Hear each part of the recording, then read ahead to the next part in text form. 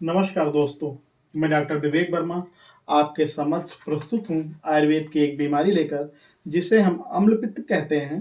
Modern में इसे hyper acidity कहते हैं। कहने को तो यह एक बहुत साधारण बीमारी है, लेकिन अगर ध्यान न दिया जाए तो यह घातक हो सकती है और कालांतर में यह अन्नद्रवशूल एवं परिणामशूल में परिवर्तित हो जाती है, जिसे हम गैस्ट्रिक अल्सर एवं ड्यूडेनल अल्सर भी कहते हैं। वैसे यूट्यूब पर अम्लपित्त को लेकर सैकड़ों वीडियो पड़ी हैं, लेकिन उन वीडियो में आधी अधूरी जानकारी दी गई है। विशेषकर चिकित्सा सिद्धांतों का वर्णन करते समय एवं संक्रमण चिकित्सा का वर्णन करते समय पूरी जानकारी नहीं दी गई है। उसमें बस इतना दिया गया है कि इस बीमारी में ये रस, इस बीमारी में ये चूर्ण और इस बीमारी में ये वटी का यूज करना है, लेकिन ये आयुर्वेद की छात्र एवं वैद्य के लिए पर्याप्त नहीं है। अतः मैं डॉक्टर विवेक वर्मा इस वीडियो के माध्यम से अम्लपित्त का निदान, लक्षण, संप्राप्ति को सारांश में वर्णन करूंगा और चिकित्सा को विस्तृत में वर्णन करूंगा। ओम धन्वंतराय नमः। सबसे पहले हम निरुक्ति की बात करते हैं तो अम्लप चा पित्तम अम्लपित्तम अर्थात पित्त का अम्लीय हो जाना अम्लपित्त कहलाता है। इसके बाद हम निदान की अगर बात करते हैं तो बहुत ज़्यादा अम्ल खाना खाना एवं बहुत उस पदार्थों का सेवन करना, बहुत ज़्यादा मद्य का सेवन करना, विरुद्ध आहार करना, अध्यशन करना, विरुद्धासन करना, विदाही अन्नपान एवं अजीर्ण होते हुए भी उसमें भोजन करना, ये निदान लगातार सेवन करने से अम्लपित्त होते हैं। इसके अलावा अनुपदेश में से निवास करना, वेग धारण करना, वर्षा एवं शरद ऋतु जो मुख्य वर्षा ऋतु में पित्त का संचय होता है एवं शरद ऋतु में पित्त प्रकोप होता है। अब अगर हम संप्राप्ति की बात करते हैं, जब हम बहुत ज़्यादा इन चीज़ों का कंजप्शन करते हैं, अम्ल आहार, तिक्त आहार, कटु आहार, उस आहार, तो उससे अजीर्ण होता है और पित्त प्रकोप होता है, जिससे अग्निमंद होती है और अग्निमंद की वजह से आमविष या फिर टॉक्सिक मटेरियल उत्पन्न होता है और ये टॉक्सिक मटेरियल या आम पित्त के साथ में मिल जाता है और पित्त का दो गुण, जिसे हम द्रव गुण एवं अम्ल गुण बढ़ जाता है और इन दो गुण बढ़ने की वजह से इसे हम अम्लपित्त कहते हैं। संप्राप्ति घटक की बात करते हैं।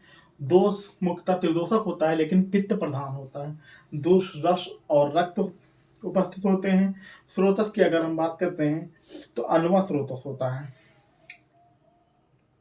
अगर हम सिम्टम्स की बात करते हैं तो सब इसमें मेनली हार्ट बर्न मिलता है, एसिड रिफ्लक्स मिलता है, हॉर्स वॉइस मिलता है, गैस फॉर्मेशन मिलता है, लॉस ऑफ एपिटाइट मिलेगा, वोमिटिंग मिलेगी, ब्लोटिंग मिलेगा, नॉजिया और कफ मिलता है।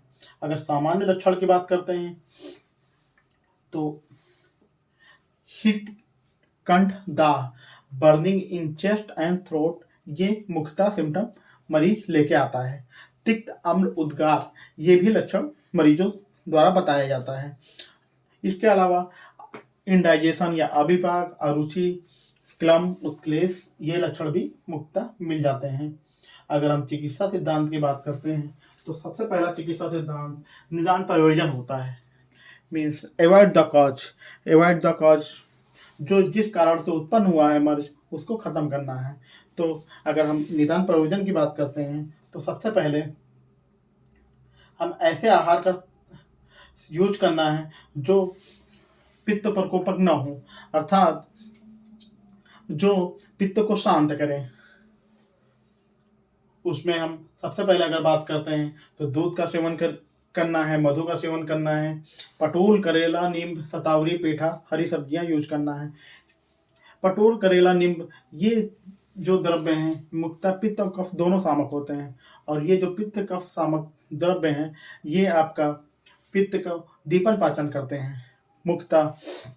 और बिहार की अगर बात करते हैं तो वमन, विरेचन, बस्ती, शीतल जल पान आदि करना होता है और जो अपथ्य है उसमें हम ऐसी चीज़ों का सेवन नहीं करते हैं जो उष्ण हो, विदाही हो, तीक्ष्ण हो, अम्ल हो, लवण हो, गुरु हो, मिर्च मसालेदार हो, चाय हो, मद्य हो, काफ़ी हो, शीतल पेय पदार्थ हो, इसके अलावा बिहार की अगर हम बात करते हैं तो दिवास्वप्न नहीं करते हैं। इसके बाद अगर हम संसमन चिकित्सा की बात करते हैं तो संसमन चिकित्सा में सबसे पहले हमें इसके संप्राप्ति पे आना पड़ेगा। संप्राप्ति की अगर हम बात करते हैं तो संप्राप्ति में पित्त जो बढ़ा हुआ था वो आम के साथ में मिलकर पित्त का अम्ल और द्रव गुण बढ़ा देता है, जिसे हम अम्ल पित्त कहते हैं। तो जब भी हम चिकित्सा करते हैं तो पित्त का अम्ल और द्रव गुण को घटाने की कोशिश करते हैं। तो इससे पहले हमें इसको जानने से पहले इसका चिकित्सा में हम साम पित्त और निराम पित्त के बारे में जानना बहुत आवश्यक है। साम पित्त की अगर हम बात करते हैं तो साम पित्त जो होता है वो आम सहित पित्त होता है।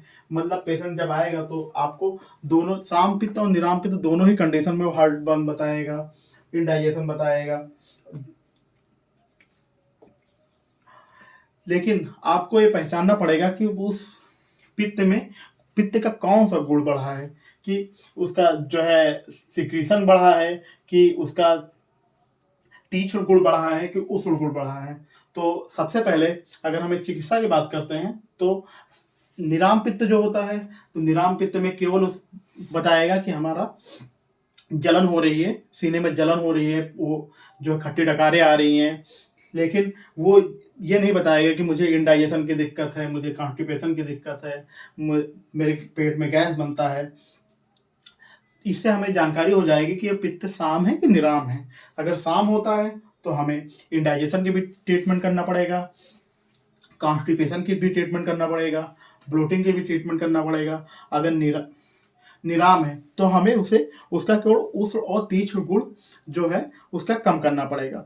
तो जब हम चिकित्सा करते हैं तो हम इसके आधार पर ही चिकित्सा करते हैं कि उसका कौन सा गुण बढ़ा हुआ है। तो सबसे पहले अगर हम बात करते हैं तो ट्रीटमेंट की, तो सबसे पहले अगर हम रस की बात करते हैं तो उसमें हम कामदुधा रस की बात करते हैं, वो भी मौक्तिक युक्त। कामदुधा रस की अगर हम बात करते हैं तो घटक द्रव्य की हम बात करें तो प्रवाल भस्म है, मौक्तिक भस्म है, सौप्तिक भस्म है, कप्रदिक भस्म है, शंख भस्म है, गुड़िची सत्व है और शोधित गैरिक है। तो ये जो मुख्य द्रव्य हैं ये मुख्यतः शीतवीर्य हैं। और ये कामदुधा रस अगर पित्त का उष्ण गुण और तीक्ष्ण गुण बढ़ा हुआ है तो ये मुख्यतः यूज करते हैं कामदुधा रस का। अगर पित्त का अग्नि गुण मीन्स तीक्ष्ण गुण और उष्ण गुण बढ़ा हुआ है तो हम कामदुधा का रस का यूज करते हैं, क्योंकि इसमें मेनली शीतवीर द्रव्य हैं। और अगर पित्त का द्रव गुण या फिर साम पित्त है तो हम वहाँ पे सूत शेखर रस का यूज करते हैं। सूत शेखर रस के घटक द्रव्य की बात करते हैं तो प्रति गोली में शोधित पारद होता है, गंधक होता है, ताम्र भस्म होता है, स्वर्ण भस्म होता है, शंख भस्म होता है, टंकड़ होता है, वसनाभ होता है, शोधित धतूर बीज होता है, पिप्पली होता है, कचोरा होता है, त्वक होता है, त्वक पत्र होता है, एला, नाग केसर, बिल्व, शुंठी, मरीच। इसमें आप ध्यान देने की बात है कि आपको इसमें सोट मरीच पिपली मिल रही है, इसके बाद आपको धतूर बीज मिल रहा है, वसनाभ मिल रहा है, टंकड़ मिल रहा है। ये जो द्रव्य होते हैं ये मेनली आपके दीपन पाचन में काम करते हैं, अर्थात ये आपका जो साम पित्त है टॉक्सिक मटेरियल बना हुआ है उस पर भी काम करेगा। इसीलिए सूत शेखर रस का वर्ड जब हम यूज करेंगे तो साम पित्त पे काम करेंगे, अर्थात साम पित्त में द्रव गुण अगर बढ़ा है तो काम करेंगे, यूज करना है इसको। बहुत ज़्यादा सिक्रीशन है तो काम करना है, तब इसका यूज करना है। तो सबसे पहले हमें ये यूज करना होगा या ये डिफरेंस जानना होगा कि पित्त का कौन सा गुण बढ़ा हुआ है। पित्त का अगर उष्ण और तीक्ष्ण गुण बढ़ा हुआ है अर्थात पित्त बढ़ा हुआ है और वो निराम है तो हम कामदुधा रस का यूज करेंगे। और दूसरा अगर पित्त का द्रव गुण बढ़ा है और वो साम है, साम पित्त है, तो वहाँ पे सूत शेखर रस का यूज हम करते हैं। तीसरा अगर हम बात करते हैं प्रवाल पंचामृत जो कि मौक्तिक युक्त आता है, इसमें प्रति गोली में परवाल भस्म, मौक्तिक भस्म, शंख भस्म, सौप्तिक भस्म, कप्रदिक भस्म और भावना अर्क क्षीर की दी गई है। ये जो प्रवाल पंचामृत होता है ये पाचक पित्त की विकृति को दूर करता है और जठराग्नि को भी प्रदीप्त करता है, अर्थात कोष्ठ में होने वाला दर्द में भी यूज किया जाता है। अगर इसकी हम बात करेंगे तो ये आपके शाम पित्त और निराम पित्त दोनों में काम करता है। तो ये मुख्यतः पित्त शामक और पित्त पाचक होता है। अगर हम चूर्ण की बात करते हैं तो अभिपित्तकर चूर्ण का यूज करते हैं। अभिपित्तकर चूर्ण में जो है मुख्यतः जो इसका कंपोजिशन में मुख्यतः त्रिवृत 44 भाग होता है और ये मृदु विरेचक होता है। अतः अगर हम पित्त को संशोधन चिकित्सा अगर में बात करते हैं तो पित्त को निकालने के लिए सबसे सर्वश्रेष्ठ चिकित्सा विरेचन बताया गया है। अतः हम पित्त को संशोधन अगर हमें चिकित्सा करनी है तो अभिपित्तिकर चूर्ण को हम यूज करते हैं और शर्करा इसमें 66 भाग होता है। त्रिफला चूर्ण या त्रिफला बटी का भी यूज करते हैं। त्रिफला मृदु विरेचक के रूप में काम करता है एवं अग्नि दीपक का भी काम करता है। इसके अलावा अगर चूर्ण में एकल द्रव्य में बात करते हैं तो हरित की चूर्ण भी यूज करते हैं, त्रिफला चूर्ण यूज करते हैं, मुलेठी चूर्ण यूज करते हैं, शतावरी चूर्ण यूज कर सकते हैं। आंवले की चूर्ण के अगर बारे में बात करेंगे तो आंवले की चूर्ण शाम पित्त में बहुत अच्छा विकल्प हो सकता है क्योंकि ये सबसे रुक्ष द्रव्य है। अगर हम द्रवगुण की बात करते हैं तो आंवले की सबसे रुक्ष द्रव्य है और अगर शाम पित्त है तो वहां पे पित्त का सिक्रीशन या फिर इक्सत सिक्रीशन बढ़ा होगा और जो इक्सत सिक्रीशन है या खट्टी डकार आना उसको खत्म करने के लिए आंवला से अच्छा कुछ नहीं है। अतः आंवले का हम यूज करेंगे।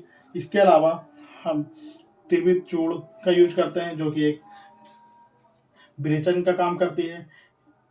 हम ऐसे यूजों का एसिडिक फूड का जो है कंजप्शन हम नहीं करेंगे। इसके अलावा हमें एल्कलाइन जो चीज़ें हैं उनका यूज करना है, जैसे आपका सब्जियां हो गई, खीरा हो गया, फ्रूट्स में आपका अंगूर हो गया, इन सब चीज़ों का यूज करना है और जो बाहर के पैक्ड फूड हैं, एसिडिक फूड हैं, उनको दूर करना है।